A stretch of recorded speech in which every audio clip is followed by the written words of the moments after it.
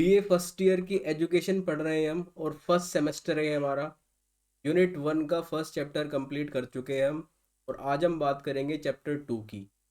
ये हमारी वीडियो 3 है एजुकेशन की। इससे पहले 2 वीडियो एजुकेशन पे आ चुकी है।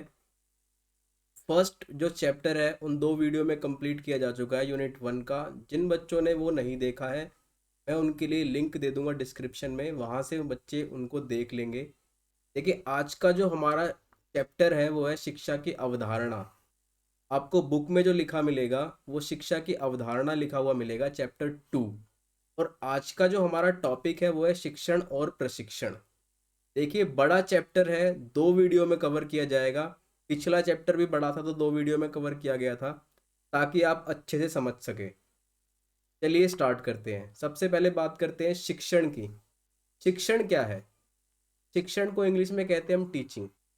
देखिए, जो कुछ भी हमें सिखाया जाता है वो टीचिंग की प्रक्रिया के तहत ही सिखाया जाता है, अर्थात शिक्षण के माध्यम से ही सिखाया जाता है। प्राणी जो है, मनुष्य जो है, कुछ मूल प्रवृत्तियों और योग्यताओं के साथ जन्म लेता है। और इन प्रवृत्तियों और योग्यताओं को, यानी उसके छुपे हुए टैलेंट को बाहर निकालना किसके माध्यम से संभव है?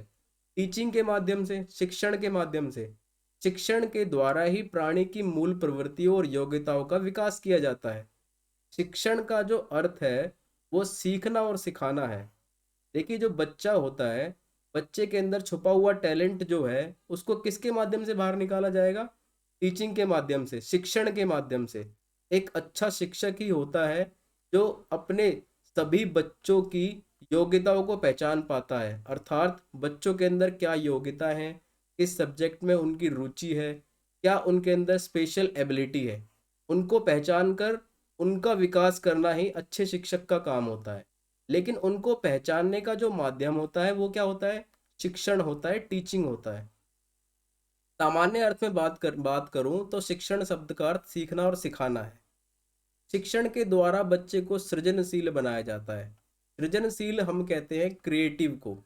बच्चे को क्रिएटिव बनाया जाता है, बच्चे को खुद से सोचने की, समझने की उसे आज़ादी दी जाती है, उसके दिमाग को विकसित किया जाता है।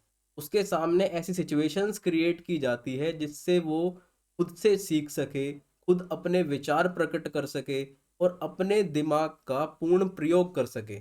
शिक्षण का ये कार्य होता है। बच्चे की तर्क शक्ति का विकास करना। तर्क शक्ति होती है बच्चा आर्ग्यूमेंट कर सके, तर्क वितर्क कर सके। मान लो उसके सामने कोई सिचुएशन हमने ऐसी क्रिएट कर दी, कोई सिचुएशन ऐसी बना दी जिसके लिए वो खुद के विचार बता सके, क्या सही है क्या गलत है यह समझ सके। मानसिक शक्तियों का विकास करना और बच्चे में नैतिक मूल्यों का निर्माण करना। नैतिक मूल्यों से हमारा अभिप्राय है समाज में एक दूसरे के साथ समायोजित हो सके, एक दूसरे के साथ सहानुभूति हो, प्रेम की भावना हो, एकता की भावना हो, ऑनेस्टी हो, ईमानदारी हो। इन सभी चीजों का विकास किसके द्वारा संभव है? शिक्षण के द्वारा। औपचारिक रूप से यदि हम बात करें तो शिक्षक शिक्षण की प्रक्रिया को संपादित करता है, अर्थात शिक्षण को जो कंप्लीट करता है, शिक्षण के प्रोसेस को जो चलाता है वो शिक्षक होता है, अध्यापक होता है जो शिक्षण के कार्य को चलाता है। अध्यापक और छात्र के बीच चलने वाली कुछ निर्धारित उद्देश्यों को पाने वाली और उन्हें आपस में जोड़ने वाली प्रक्रिया क्या होती है? हमारी शिक्षण होती है।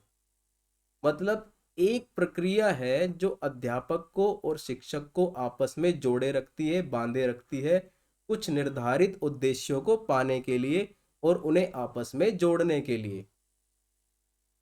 देखिए, शिक्षण के प्रमुख अंग, शिक्षण के 4 प्रमुख अंग होते हैं जिनके बेस पर, जिनके आधार पर हमारा शिक्षण जो है चलता है। पहला होता है वक्ता। वक्ता कौन होता है? जो बोलता है, बोलने वाला। और वक्ता किसका स्थान है? शिक्षक का स्थान है, अध्यापक का स्थान है, हमारे टीचर का स्थान है। टीचर बोलता है, श्रोता यानी छात्र, छात्र सुनते हैं। तो छात्र का काम हुआ सुनना और शिक्षक का काम हुआ बोलना।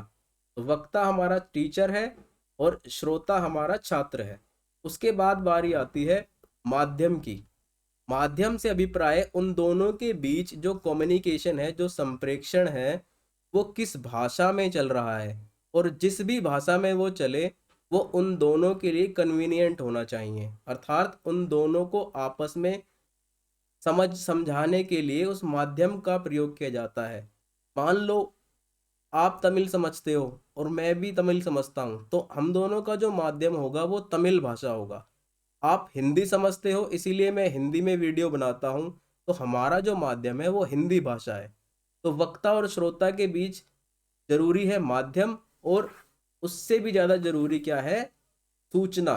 सूचना से अभिप्राय हमारा उस चीज से है जो वक्ता श्रोता को देना चाहता है, अर्थात शिक्षक छात्र को क्या समझाना चाहता है, क्या पढ़ाना चाहता है, या क्या मैसेज देना चाहता है, वो होता है हमारा सूचना।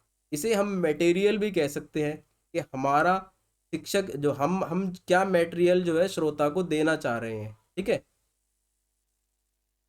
अब हम बात करते हैं प्रशिक्षण के बारे में। प्रशिक्षण को कहते हैं बच्चों ट्रेनिंग। ट्रेनिंग से हमारा अभिप्राय आप समझे गए गए होंगे शब्द को देखते के साथ ही, कि किसी भी विशिष्ट विशिष्ट सब्जेक्ट के अंदर या विशिष्ट विषय के अंदर व्यक्ति को पारंगत बनाना, अर्थात किसी व्यक्ति को विशिष्ट निर्देश बार बार अभ्यास के द्वारा एक पूर्व निर्धारित निश्चित सांचे में ढालना। जब भी हम किसी स्पेसिफिक पोस्ट के लिए या किसी सब्जेक्ट के लिए तैयारी करते हैं, या कहीं एडमिशन लेने के लिए तैयारी करते हैं, तो हम प्रशिक्षण लेते हैं, ट्रेनिंग लेते हैं।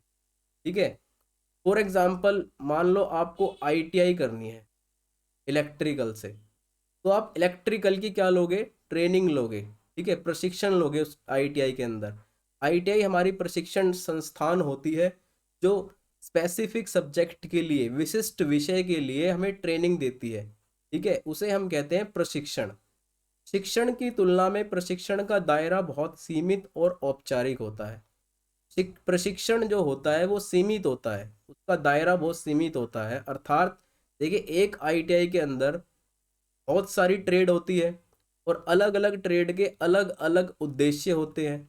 हर सब्जेक्ट की अलग उद्देश्य होते हैं, तो उसका जो दायरा होगा वो सीमित होगा। अर्थात मान लो आप इलेक्ट्रिकल या इलेक्ट्रॉनिक्स से कर रहे हैं कुछ भी, या सॉफ्टवेयर इंजीनियर कर रहे हैं, तो सॉफ्टवेयर इंजीनियर का काम अलग होगा और हार्डवेयर इंजीनियर का काम अलग होगा। तो दोनों के क्या होंगे, बहुत ही सीमित और औपचारिक उद्देश्य होंगे। इसके अंतर्गत एक विषय लक्ष्य को सामने रखकर छात्र को उस क्रिया को जिसमें उसे प्रशिक्षित किया जाना है बार बार उसका अभ्यास कराया जाता है, ताकि वो क्रिया उसकी आदत बन जाए। यानी हम जब किसी चीज की ट्रेनिंग देते हैं तो उसका अभ्यास जो होता है वो बार बार कराया जाता है करने वाले को, ट्रेनिंग करने वाले को।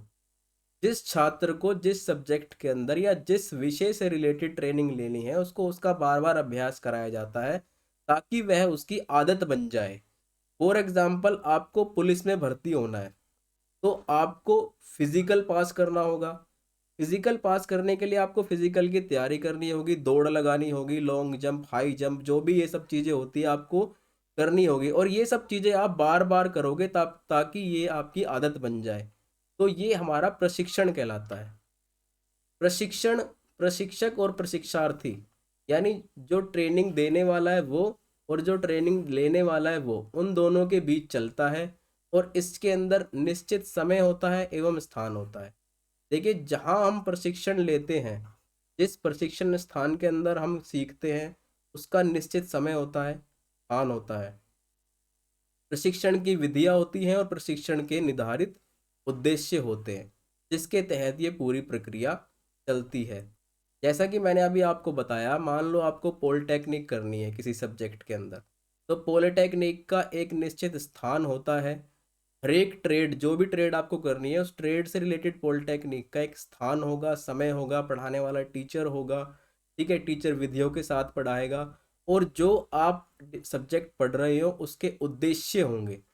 अर्थात जब एग्ज़ाम सेट किया जाता है, पेपर लिया जाता है, तो यह देखा जाता है कि आपने उस सब्जेक्ट से रिलेटेड उद्देश्यों को पूरा किया या नहीं किया। तो उसके निर्धारित उद्देश्य होते हैं, समय होता है, स्थान होता है। ये हमारी प्रशिक्षण की प्रक्रिया होती है। अब बात करते हैं हम शिक्षा और प्रशिक्षण एक दूसरे से किस प्रकार भिन्न है। देखिए, शिक्षा का दायरा बहुत व्यापक होता है। शिक्षा औपचारिक, अनौपचारिक और निरौपचारिक तीनों तरीके से ली जा सकती है। अर्थात शिक्षा बहुत ब्रॉड अपना एक क्षेत्र रखती है। मनुष्य कहीं भी, किसी से भी और किसी भी माध्यम से सीख लेता है, तो वह क्या है, शिक्षा है। वह समाज से सीख सकता है, माता पिता से सीख सकता है, अपने गुरु से सीख सकता है। तो जहाँ से भी वह सीख रहा है वो क्या है, शिक्षा है। परंतु प्रशिक्षण की बात करें तो इसका दायरा बहुत सीमित और औपचारिक होता है। सीमित और औपचारिक से हमारा अभिप्राय, यहाँ एक निश्चित स्थान होता है और उसी के माध्यम से उसी उसी पर यह प्रशिक्षण दिया जाता है। प्रशिक्षण शिक्षा जो है वो निरंतर चलती है और जीवन भर चलती है। देखिए, मनुष्य अपने पूरे जीवन काल में प्रतिदिन प्रति मिनट कुछ ना कुछ सीखता रहता है। यह क्या है, शिक्षा है। परंतु प्रशिक्षण समय आधारित होता है। इसका एक लिमिटेड टाइम पीरियड होता है जिसके अंतर्गत आपको वो चीज़ सीखनी होती है। फॉर एग्जाम्पल, अगर आप 2 साल का आप डिप्लोमा कर रहे हो किसी चीज़ में, तो वो 2 साल का ही होने वाला है। ठीक है, ये नहीं कि आप उसको 6 महीने में पूरा कर लोगे, और ये नहीं कि आप उसको सालों साल आप उसको करते ही रहोगे। तो उसका एक निर्धारित समय होता है, समय आधारित प्रशिक्षण होता है। प्रशिक्षण का स्वरूप सामान्यतः सार्वभौमिक होता है। अर्थात मान लो आपको पॉलिटेक्निक इलेक्ट्रॉनिक से करनी है, तो वो इलेक्ट्रॉनिक से ही कर पाओगे आप, ये नहीं कि आप उसको बदल दोगे किसी और चीज़ में। लेकिन जो शिक्षा होती है, इसका स्वरूप जो होता है वो परिस्थितियों के अनुसार परिवर्तित होता है। अर्थात हम सिचुएशन के हिसाब से अपने दृष्टिकोण के हिसाब से सीखते हैं, जिसे हम शिक्षा कहते हैं। इसमें समय स्थान की बाध्यता नहीं होती। शिक्षा के अंदर जब हम शिक्षा लेते हैं तो शिक्षा हम कहीं भी ले सकते हैं, किसी से भी ले सकते हैं, किसी भी समय ले सकते हैं। इन चीज़ों की समय स्थान की बाध्यता इसके अंदर नहीं होती। परंतु प्रशिक्षण में सब कुछ प्लानिंग के तहत होता है। सब कुछ पहले से ही प्लान होता है कि आपका 1 साल का सर्टिफिकेट कोर्स है या 2 साल का आपका डिप्लोमा है। ये टीचर आपको पढ़ाएंगे, इतने आपके प्रैक्टिकल होंगे, इतनी आपकी फाइल सबमिट होगी। सब कुछ प्रशिक्षण में क्या होता है, पहले से ही पूर्व निर्धारित होता है। शिक्षा मनुष्य की प्रवृत्तियों तथा योग्यताओं के विकास एवं संशोधन की प्रक्रिया है। देखिए, शिक्षा का जो काम है व्यक्ति के व्यवहार में परिवर्तन लाना है, और जो उसकी योग्यताएं हैं, प्रवृत्तियां हैं, उनका विकास करना है, उसमें संशोधन करना है। लेकिन प्रशिक्षण का काम होता है कि उसे एक निश्चित सांचे में ही ढालना है। अर्थात आप ये चयन करते हैं कि आपको किस सब्जेक्ट का या किस पोस्ट का प्रशिक्षण लेना है, उसी के अंतर्गत आपको जो है प्रशिक्षित किया जाता है। इस वीडियो में इतनी बात करेंगे, मिलते हैं नेक्स्ट वीडियो में। Please like, share and comment and subscribe this channel.